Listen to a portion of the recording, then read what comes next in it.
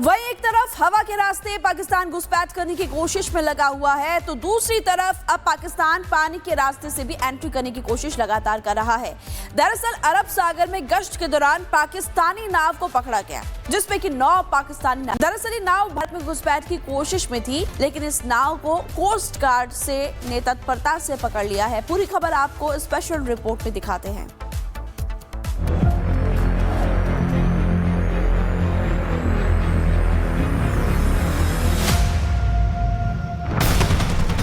भारतीय coast guard का action, गिरफ्त में घुसपैठिए पाकिस्तानी।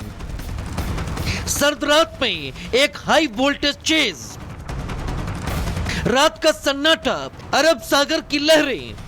भारतीय कोस्ट गार्ड का एक जहाज अंतर्राष्ट्रीय समुद्री सीमा रेखा के पास नियमित गश्त पर था।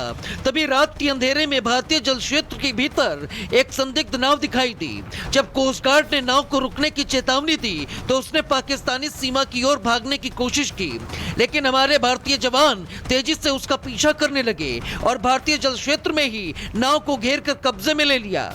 नाव की पहचान अल-मदीना के रूप में हुई है। आपको बता दें कि इस ऑपरेशन में नाव पर सवार 9 पाकिस्तानी नागरिकों को भी हिरासत में लिया गया है।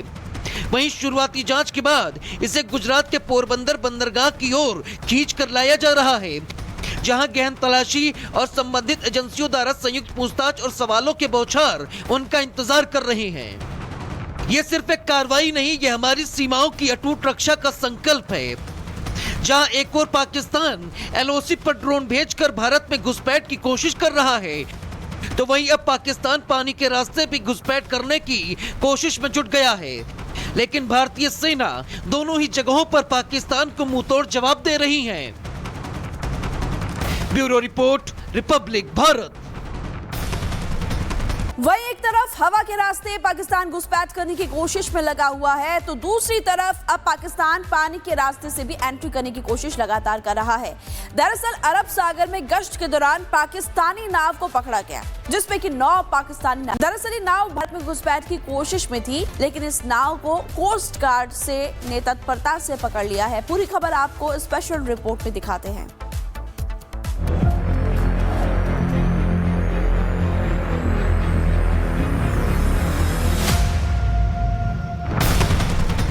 भारतीय कोस्ट गार्ड का एक्शन, गिरफ्त में घुसपैठिए पाकिस्तानी। सर्द रात में एक हाई वोल्टेज चेज, रात का सन्नाटा, अरब सागर की लहरें।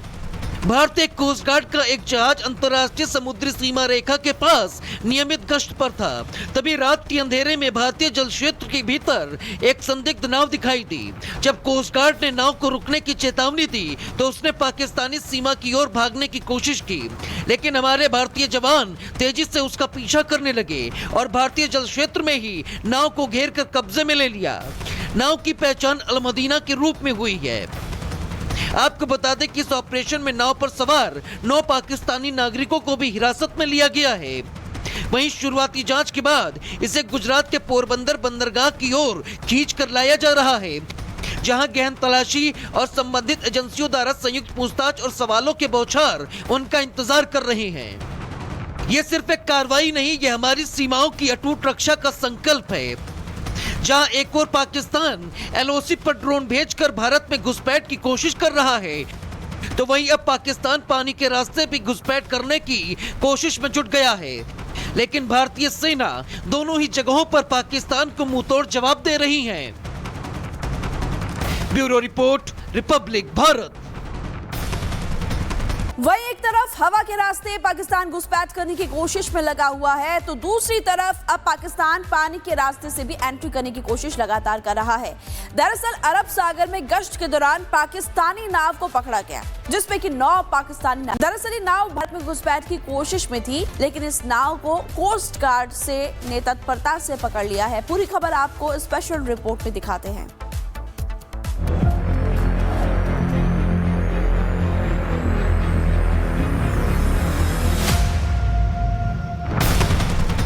भारतीय कोस्ट गार्ड का एक्शन, गिरफ्त में घुसपैठिए पाकिस्तानी।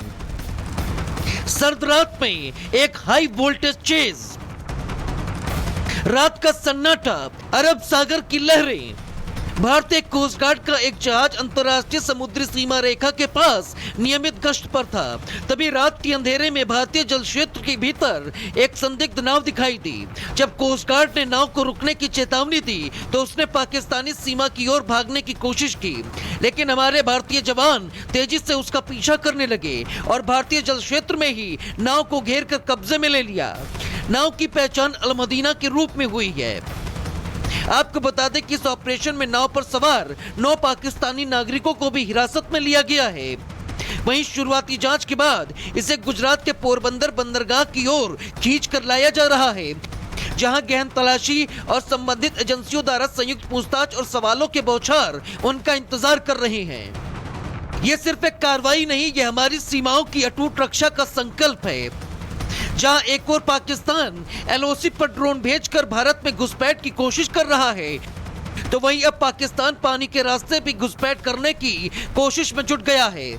लेकिन भारतीय सेना दोनों ही जगहों पर पाकिस्तान को मुंहतोड़ जवाब दे रही है। Bureau report, Republic Bharat. वहीं एक तरफ हवा के रास्ते पाकिस्तान घुसपैठ करने की कोशिश में लगा हुआ है, तो दूसरी तरफ अब पाकिस्तान पानी के रास्ते से भी एंट्री करने की कोशिश लगातार कर रहा है। दरअसल अरब सागर में गश्त के दौरान पाकिस्तानी नाव को पकड़ा गया, जिसमें कि 9 पाकिस्तानी नाव। दरअसल ये नाव भारत में घुसपैठ की कोशिश में थी, लेकिन इस नाव को कोस्ट गार्ड ने तत्परता से पकड़ लिया है। पूरी खबर आपको स्पेशल रिपोर्ट में दिखाते हैं।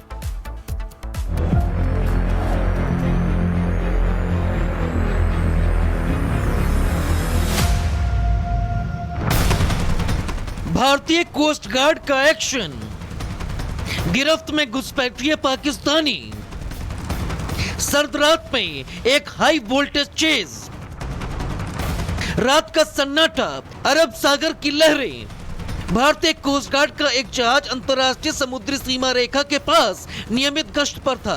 तभी रात के अंधेरे में भारतीय जल क्षेत्र के भीतर एक संदिग्ध नाव दिखाई दी। जब कोस्ट गार्ड ने नाव को रुकने की चेतावनी दी तो उसने पाकिस्तानी सीमा की ओर भागने की कोशिश की, लेकिन हमारे भारतीय जवान तेजी से उसका पीछा करने लगे और भारतीय जल क्षेत्र में ही नाव को घेर कर कब्जे में ले लिया।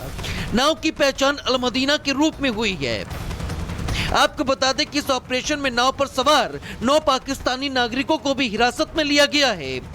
वहीं शुरुआती जांच के बाद इसे गुजरात के पोरबंदर बंदरगाह की ओर खींच कर लाया जा रहा है, जहां गहन तलाशी और संबंधित एजेंसियों द्वारा संयुक्त पूछताछ और सवालों के बौछार उनका इंतजार कर रहे हैं। ये सिर्फ एक कार्रवाई नहीं, ये हमारी सीमाओं की अटूट रक्षा का संकल्प है।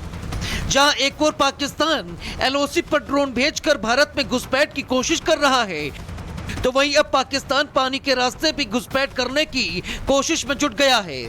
लेकिन भारतीय सेना दोनों ही जगहों पर पाकिस्तान को मुंहतोड़ जवाब दे रही है। Bureau report, Republic Bharat.